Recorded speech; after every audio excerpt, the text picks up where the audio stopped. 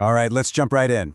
For most businesses, there's this huge controllable cost just lurking right under their noses. It's not their payroll, it's not their rent, it's energy.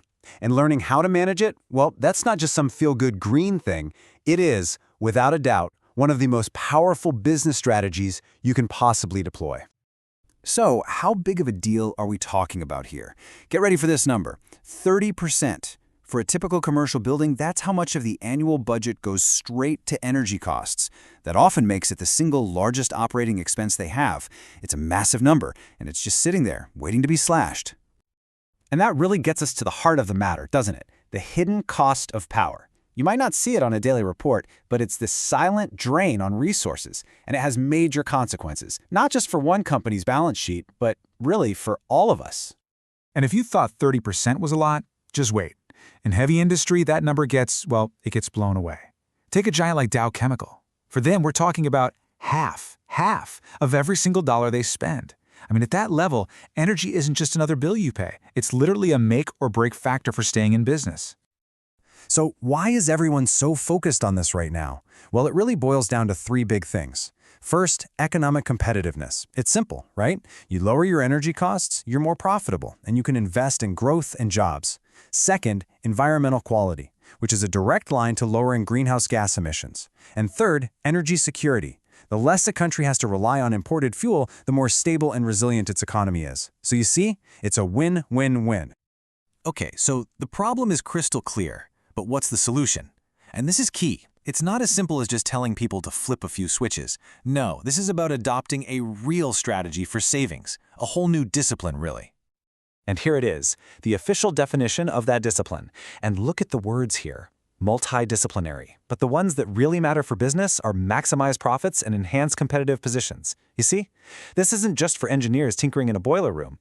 This is a high-level business strategy where technology, economics, and even human behavior all come together to give a company a serious edge.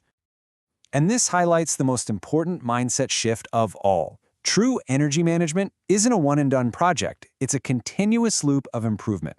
Think of it like quality control or financial planning. It needs to be woven right into the DNA of the company, something you're always working on, day in and day out. So, how do you actually do it? What does this look like in the real world? Let's open up the playbook. And you know what? It's a surprisingly simple and logical cycle that anyone can get their head around. Here we go, a four-step continuous loop. First, you plan. This part is critical. You've got to get the bosses on board and create a formal energy policy. Second, you audit. This is the fun part. You put on your detective hat and you hunt down exactly where all that energy is being wasted. Third, you implement. You take all those opportunities you found and you put them into action.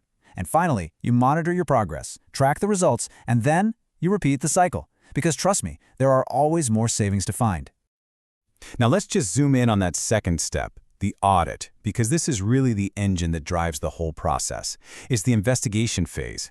It's a systematic hunt for what the pros call energy management opportunities, or EMOs.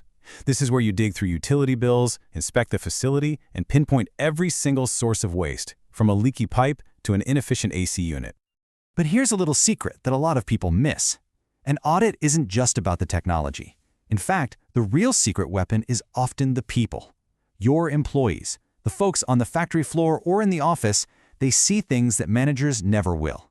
Engaging them, training them, and actually listening to their ideas, that is often the key to unlocking the deepest and most sustainable savings. Okay, so you have a plan, you've got your people involved. Now, what specific tools and technologies do you actually use to make all these changes happen?